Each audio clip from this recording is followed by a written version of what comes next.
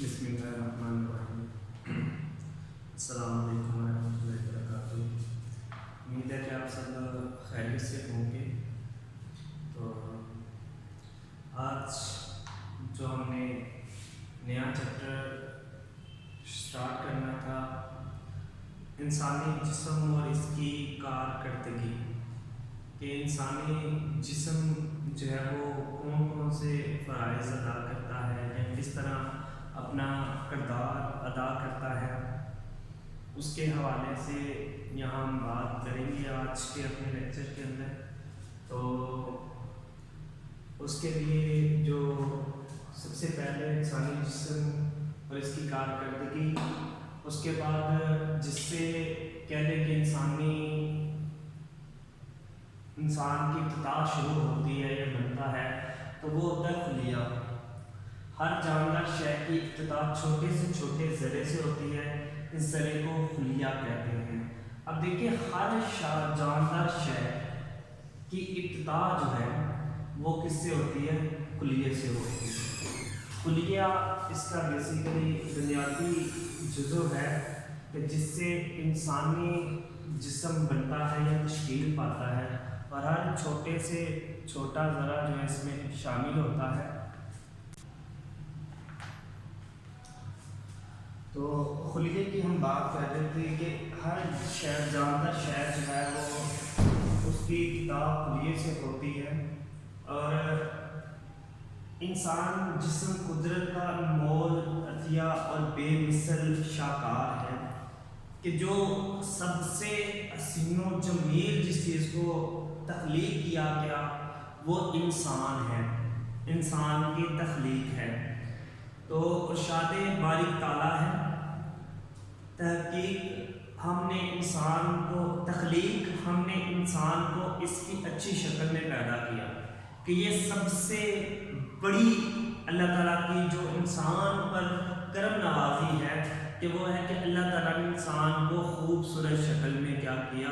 پیدا کیا، اچھی شکل میں پیدا کیا۔ انسانی جسم ایک مشین کی مانند ہے۔ اب دیکھیے، یہاں پر انسانی جسم کو تشبیہ دی گئی ہے ایک مشین سے، جو جتنی آپ اس کی دیکھ بھال کرتے ہیں، جتنا اس کو مینٹین رکھتے ہیں، اس کے تیل یا اس کی جتنی بھی دوسری چیزیں ہیں ان کا خیال رکھتے ہیں، اس کا بر وقت اس کے اندر کوئی خرابی ہے تو اس کو ٹھیک کرتے ہیں، تو وہ مشین زیادہ دیر تک ساتھ دیتی ہے، چلتی ہے۔ تو انسان کیا ہے؟ جسم بھی ایک مشین ہے، تو جو کہ چلتی ہے، اور اس کو مینٹین رکھنا انسان کی ذمہ داریوں میں سے ایک ہے، کہ وہ اس سے مشین بہت سے پرزوں سے مل کر بنتی ہے۔ بالکل اسی طرح انسانی جسم کی ابتدا بہت سے چھوٹے چھوٹے ذرات سے مل کر شروع ہوتی ہے، مطلب چھوٹے چھوٹے ذرے ہیں جو ابتدا میں ملنا شروع ہوتے ہیں، جس سے انسان بنتا ہے، اور اس ذرات کو خلیہ کہتے ہیں۔ جس طرح مشین کی دیکھ بھال کرنے کے لیے اس کے پرزوں کو جاننا ضروری ہوتا ہے۔ اب جب تک ہمیں اس کے پرزوں کا پہلے علم نہیں ہوگا، یا اس کے بارے میں ہم نہیں جانتے ہوں گے کہ یہاں پہ اس کے اندر کیا خرابی ہے، یہ پرزہ کس طرح کام کر رہا ہے، اس کے اندر کس طرح اس کو ٹھیک کرنا ہے، تو ہم اس کے خرابی کو تلاش نہیں کر سکتے، یا اس کو نہیں صحیح طرح اس کی حفاظت نہیں کر سکتے جس طرح اس کی حفاظت کرنی چاہیے۔ تو یہ چیز اس کے لیے کیا ہے؟ بہت ہی ضروری ہے۔ پرزوں سے مل کر بنتی ہے، بالکل اسی طرح انسانی جسم کی ابتدا تو اور یہ جاننا بھی ضروری ہوتا ہے کہ کون سا پرزہ کس طرح کام کرتا ہے، یعنی انسانی جسم کی بناوٹ میں حصہ لینے والے اعضاء اور ان کے کاموں سے واقفیت حاصل کرنا ضروری ہوتا ہے۔ اب ہمارے انسان کے اندر جو نظام ہے، اس کے کون کون سے اعضاء ہیں، اور کون سا اعضاء کس طرح اپنا کردار ادا کرتا ہے، کس طرح وہ کام کرتا ہے، ان چیزوں کو جاننا ہمارے لیے کیا ہے؟ بے حد ضروری ہے، کہ اس کا علم رکھنا ہمارے لیے ضروری ہے۔ اب یہاں پہ خلیے کی بات کرتے ہیں، تو خلیہ کیا ہے؟ تو ہر جاندار شے، خواہ وہ پودا ہو یا جانور، کی ابتدا چھوٹے سے چھوٹے ذرے سے ہوتی ہے۔ ابھی میں نے خلیے کی یہ تعریف شروع میں پڑھی کہ خلیے کے ذرے سے ہوتی ہے، اس ذرے کو خلیہ کہتے ہیں۔ جس طرح ایک دیوار کی اکائی اینٹ ہوتی ہے، اب پہلی اینٹ کے اوپر پوری اس کی عمارت کیا کی جاتی ہے، کھڑی کی جاتی ہے۔ اگر وہ پہلی بنیادی اینٹ نہ لگائی جائے تو پوری عمارت کھڑی نہیں ہو سکتی۔ تو کہنے کہ انسان کی جو بنیاد ہے وہ خلیہ ہے، جس کے اوپر انسان کی ساری زندگی ہوتی ہے۔ اسی طرح جاندار شے جسم کی اکائی خلیہ ہوتا ہے، یہ خلیہ اتنا باریک ہوتا ہے کہ خوردبین کی مدد کے بغیر دکھائی نہیں دیتا، مطلب اس کو دیکھنے کے لیے مائکروسکوپ جو ہے وہ استعمال کرنا پڑتی، عام آنکھ سے آپ اس کو دیکھ بھی نہیں سکتے، یہ آپ کو نظر نہیں آتا کہ مطلب بہت ہی باریک یہ ہوتا ہے۔ تو دکھائی اس خلیے میں خوراک اور ہوا موجود ہوتی ہے، گویا خلیہ زندہ رہنے کے لیے سانس لیتا ہے۔ اب یہاں پہ یہ ہے کہ یہ سانس لینے کے لیے سانس لیتا ہے، زندہ خوراک حاصل کر کے بڑھتا پھولتا ہے اور حرکت بھی کرتا ہے۔ ہر جاندار شے کے خلیے کی بناوٹ کا نظریہ سب سے پہلے ایک جرمن سائنسدان شوان نے 1839 میں پیش کیا۔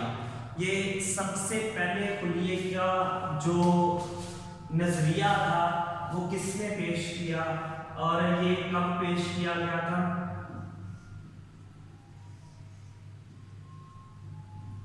کب پیش کیا گیا؟ تو یہ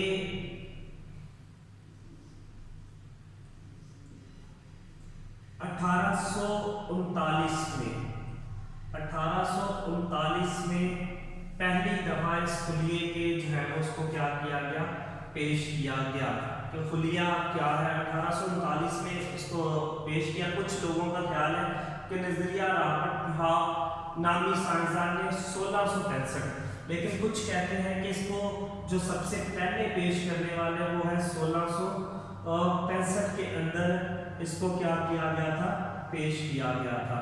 کہ یہ اس کے حوالے سے یہ بھی کہا جاتا ہے کہ 1665 میں کام کے لحاظ سے خلیوں کے 50 سے زائد اقسام ہیں، لیکن ہر خلیے کے مخصوص کام ہوتے ہیں۔ اب دیکھیں 50 سے زائد ان کے اقسام جو ہیں، اقسام کے اوپر جائیں تو پھر یہ 50 سے زائد ان کی اقسام جو ہیں وہ پائی جاتی ہیں کہ اس لحاظ سے اس کے تو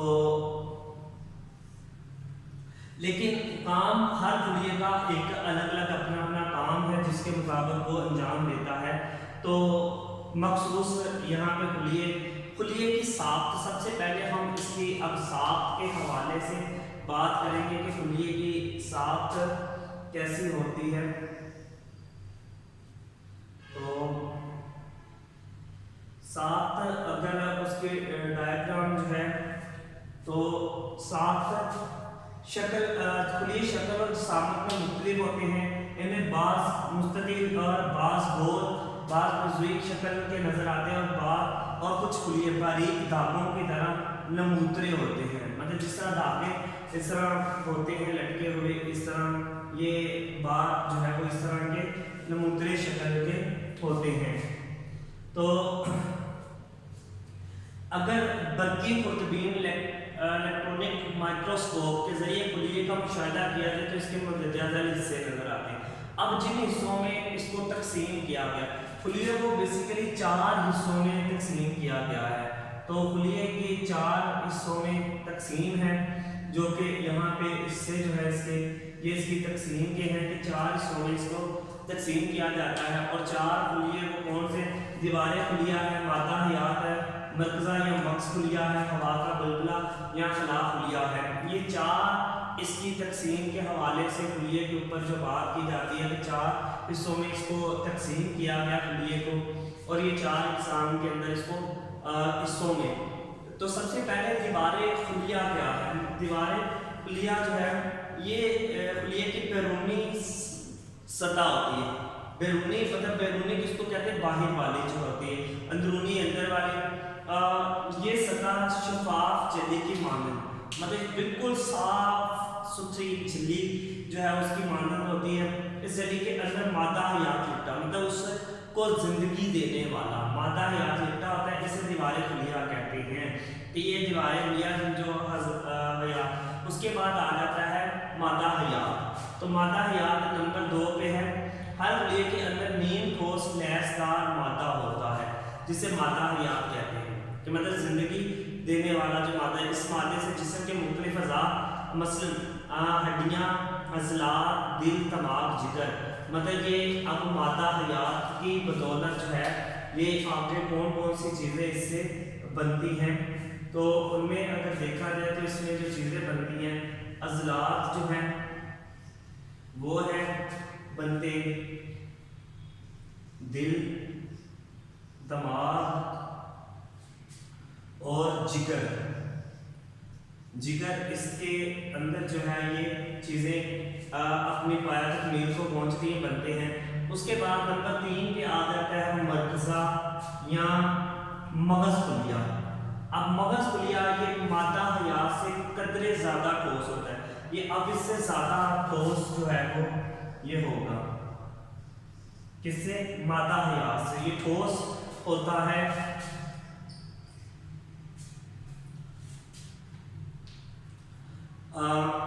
زیادہ ہوتا ہے، یہ مادہ حیات کے درمیان ایک نقطے کی مانند دکھائی دیتا ہے، بالکل اس طرح جیسے کوئی یہاں پہ چھوٹا سا ہم نقطہ لگا دیں، اس طرح نقطے کی مانند جو ہے یہ کیا ہوتا ہے، دکھائی دیتا ہے، نظر آتا ہے، ہوتا ہے۔ اسے جوہر حیات بھی کہتے ہیں۔ یہ خلیے کا اہم ترین جزو ہوتا ہے، خلیے کے اندر ہونے والی تبدیلیوں کو مرکزہ کنٹرول کرتا ہے۔ اس کے علاوہ خلیے کے تمام فرائض کو بھی مرکزہ کنٹرول کرتا ہے، کہ خلیے کے تمام فرائض جو وہ ادا کرتا ہے مرکزہ کنٹرول کرتا ہے۔ اس کے بعد آ جاتا ہے ہوا کا بلبلہ یا خلا خلیہ۔ اب یہاں پہ جو ہے وہ خلیہ ہوا کا، خلیے کے اندر کہیں ایک چھوٹا سا خلا بھی ہوتا ہے۔